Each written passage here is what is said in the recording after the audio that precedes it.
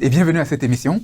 Je suis Cédric Zongo et aujourd'hui, je vais aborder le sujet des dettes, à savoir comment se libérer efficacement des dettes. Et nous allons ensemble voir en fait cette habitude efficace pour se libérer des dettes. Et je mets l'emphase sur le mot efficace parce qu'il y a des manières de se libérer des dettes qui ne sont pas efficaces parce qu'elles ne font que remplacer une dette par une autre et vous laissent vulnérables face à l'endettement. Mais aujourd'hui, je veux vous présenter une méthode concrète pour une liberté durable. Warren Buffett, qui est l'un des hommes les plus riches du monde, disait il est impossible, pas qu'il est difficile, mais il est impossible de prospérer financièrement si vous avez des dettes à la consommation. Et qu'est-ce qu'une dette à la consommation?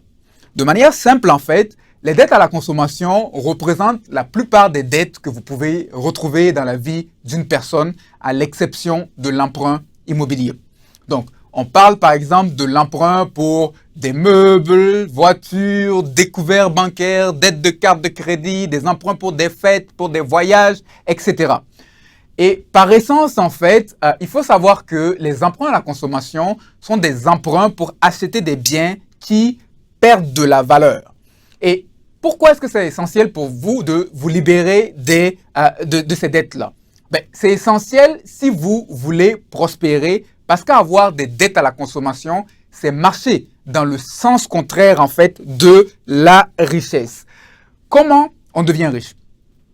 Pour devenir riche, il faut acheter des biens qui prennent de la valeur dans le temps. Donc, par exemple, acheter des terrains, acheter des titres financiers, acheter de l'immobilier, etc. Des choses qui prennent de la valeur dans le temps. Tandis que lorsque vous avez des dettes à la consommation, vous allez dans le sens contraire. Vous achetez des biens qui perdent de la valeur pendant que les autres achètent des biens qui prennent de la valeur. Et donc, vous marchez dans le sens opposé de la prospérité. Et c'est pourquoi c'est très difficile de réussir financièrement quand on a des dettes à la consommation. Et donc, la façon la plus certaine de se créer de la richesse commence par sortir des dettes à la consommation. Et se libérer des dettes à la consommation, en fait, permet non seulement de créer de la richesse, mais c'est aussi un acte qui honore Dieu. Parce que la Bible encourage la liberté des dettes. Et voici ce que le Proverbe 22,7 dit en disant le riche domine sur les pauvres et celui qui emprunte est l'esclave de celui qui prête. Alors, il faut savoir que la Bible présente les dettes, particulièrement les dettes à la consommation, comme une forme d'esclavage. Alors, quand on parle de dettes, c'est important d'avoir un enseignement équilibré là-dessus. Parce que c'est important de savoir que la Bible ne dit pas que la dette est un péché. La Bible ne dit pas ça du tout. La Bible ne dit pas non plus qu'un chrétien ne peut pas emprunter ou prêter. Mais la Bible avertit du risque en fait que posent les dettes et encourage à s'en libérer. Et probablement que dans des prochains épisodes, j'aurai l'occasion de revenir dans les détails de ce que la Bible enseigne au sujet des dettes. Mais pour l'instant, ce qu'il faut savoir, c'est que la dette devrait être quelque chose de temporaire dans la vie du croyant et non pas un mode de vie permanent. Parce que nous sommes appelés à la liberté. Nous sommes appelés à être de ceux qui ont des ressources pour prêter et non de ceux qui deviennent esclaves d'autrui. Alors, comment se libérer des dettes de manière efficace? Le concept important à comprendre pour pouvoir se libérer des dettes de manière efficace, c'est le suivant. Il faut réaliser en fait que la dette n'est pas le problème, mais la dette est la conséquence d'un problème. Et donc, il faut comprendre cela très vite. L'une des approches qui me caractérise et en fait qui, je pense, me permet de voir des résultats durables auprès des personnes que j'aide, c'est que je crois fermement au postulat selon lequel que le succès financier est à 80% une question d'attitude et à 20% une question de technique. En somme, vous devez comprendre que votre situation financière est en grande partie le reflet de vos comportements et de votre manière de penser. D'où le besoin d'un métanoïa, d'un changement de pensée. Et tant aussi longtemps que vous n'apprenez pas à changer vos habitudes de vie et votre système de pensée, on a beau négocier, annuler votre dette à votre place, payer votre dette à votre place, ce n'est qu'une question de temps avant que vous retombiez dans les mêmes problèmes parce que les mêmes comportements produiront les mêmes effets. Par exemple, lorsque quelqu'un me dit qu'il est endetté, bon, son problème n'est pas qu'il est endetté. Son problème, c'est qu'il dépense plus que ce qu'il gagne. Et c'est ça qui a conduit à la dette. Et donc, il s'agit d'un problème d'habitude. Et bien souvent, en fait, ces habitudes-là sont rattachées à un mode de pensée, à des croyances du type « Lorsque j'aurai cette voiture de luxe dernier cri, ben, je serai heureux et respecté dans mon cercle social. Hein. Je vais arriver, je vais garer, puis on va dire « Ouh, ta voiture là, mais dis donc hein. !» Donc, on entretient ces pensées-là. Lorsque je vais avoir cette voiture de luxe, ben, je vais être un peu plus respecté, etc. Alors, qu'est-ce qu'on fait? On s'en va acheter une voiture de luxe, dernier cri, et on s'en va en fait acheter une voiture de luxe, mais qui dépasse pourtant nos moyens. Et plus tard, ben, on se rend compte que la joie et le respect que cela procurait a disparu parce que un de vos amis vient d'acheter le plus récent modèle, qui est meilleur que le vôtre. Mais entre-temps, vous avez accumulé des dettes au nom de la recherche de joie et d'admiration temporaire. Et donc, la dette n'est pas un problème. La dette est le symptôme d'un problème. C'est la conséquence de nos habitudes et de nos façons de penser. Et donc, si vous voulez vous en sortir, vous devez commencer à réaliser ce principe-là et examiner vos pensées et vos habitudes. Et donc, partant de ce principe, la première habitude efficace pour se libérer des dettes, c'est de renouveler ses pensées au sujet des dettes. Le livre des Proverbes dit que tel un homme pense, tel il est. Et donc, vos pensées, en fait, conduisent votre vie.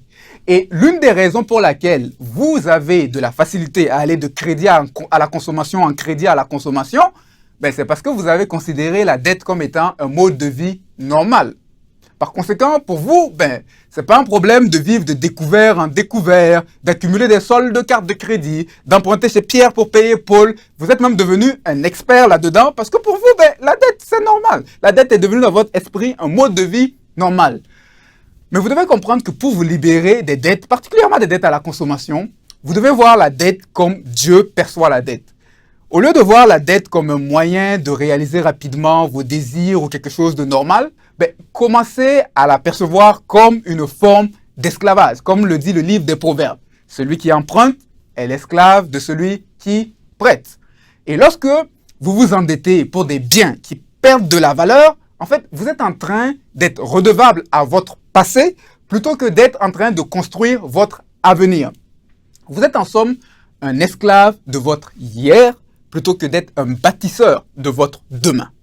Et pour vous libérer des dettes, vous avez besoin donc de renouveler vos pensées au sujet des dettes. Et ça commence déjà par lire régulièrement votre Bible et particulièrement aller rechercher des textes qui parlent des dettes comme le Proverbe 22:7 ou le Proverbe 6.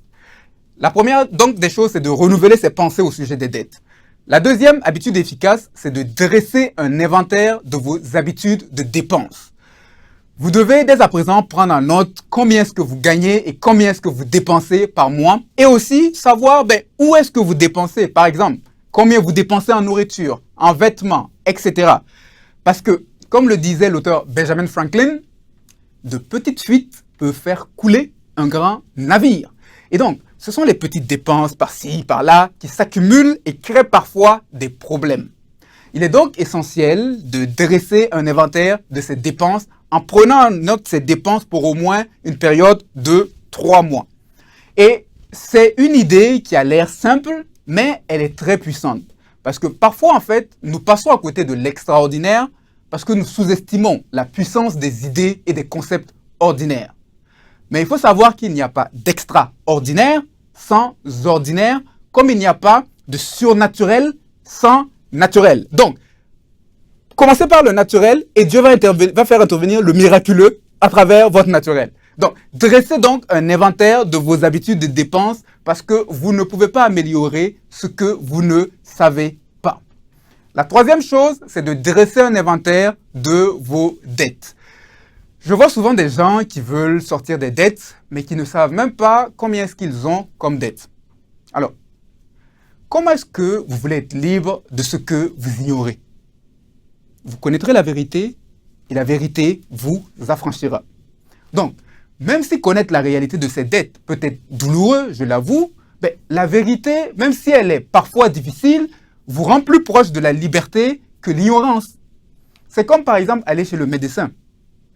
même si on n'aime pas le diagnostic, au moins en sachant le diagnostic, on sait quel médicament chercher ou quoi éviter. On est donc plus proche d'un rétablissement qu'auparavant. Et donc, l'une des choses importantes à faire, c'est de commencer à faire un inventaire de toutes vos dettes, c'est-à-dire combien vous devez et à qui est-ce que vous devez. La quatrième habitude, c'est de vous engager à ne pas prendre de nouvelles dettes. Vous ne pouvez pas sortir d'un trou tout en continuant de creuser davantage le même trou.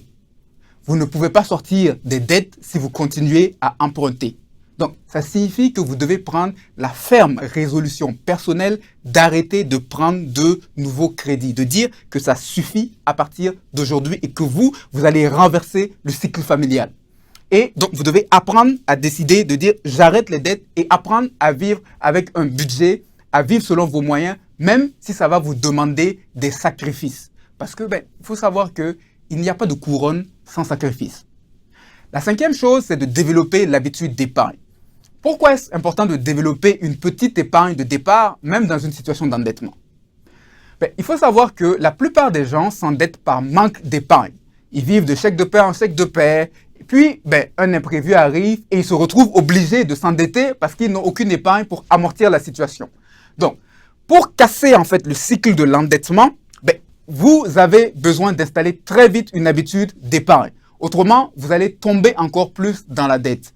Et lorsque j'accompagne des personnes, le premier objectif que je leur donne, c'est de se constituer en fait un mini-fonds d'urgence, soit une épargne d'environ 50% de leurs dépenses avant même de commencer à élaborer un plan de remboursement agressif des dettes. Ainsi, en ayant ce mini-fonds-là, lorsqu'une urgence se présente, ils n'auront pas besoin d'aller s'endetter encore plus et alourdir leur situation. La sixième chose, c'est de faire une liste des biens que vous pouvez vendre. Parce que pour rembourser vos dettes, vous avez besoin d'injecter de la liquidité. Donc, il vous faudra peut-être vendre certains biens, vendre une voiture, vendre des objets que vous n'utilisez plus dans votre maison ou trouver un second emploi pour hausser les revenus afin d'apporter de l'eau au moulin. La septième et dernière habitude, c'est de faire un plan de remboursement agressif de vos dettes. Une fois que vous avez appris à gérer un budget, à créer votre mini-fonds d'urgence, la chose à faire, c'est de classer toutes vos dettes du plus petit montant au plus gros montant. Et donc, vous allez faire les paiements requis sur toutes les dettes à l'exception de la plus petite dette sur laquelle vous allez essayer de mettre le maximum d'argent possible. Et une fois, en fait, que vous avez fini avec cette première dette, vous allez prendre tous les paiements que vous faisiez sur cette première dette et vous allez l'appliquer à la seconde dette, ainsi de suite. Et cette technique, elle est appelée en fait la méthode de la boule de neige. Il en existe d'autres, mais il s'agit d'une méthode en fait dont le but est de motiver en procurant des victoires rapides. Donc, on ne considère pas les taux d'intérêt dans ce cas de cette méthode. Il existe d'autres méthodes qui le considèrent. Mais le but de cette méthode-là, c'est de gagner des victoires rapides afin de maintenir une certaine motivation. Parce que c'est souvent le problème lorsqu'on a des dettes à rembourser. Voici donc 7 étapes pour se libérer efficacement des dettes. Je les ai vues à l'œuvre dans la vie de plusieurs personnes que j'ai eu à accompagner, des personnes de tout âge, d'arrière-plan. Et je dois vous dire qu'elles fonctionnent. La question maintenant est, qu'est-ce que vous allez faire face à cet appel vers la liberté? La réponse vous appartient. J'espère que ce contenu vous aura été utile. Pour plus de ressources, rendez-vous à l'adresse qui apparaît à l'écran. C'était Cédric Zongo et passez une agréable suite de journée.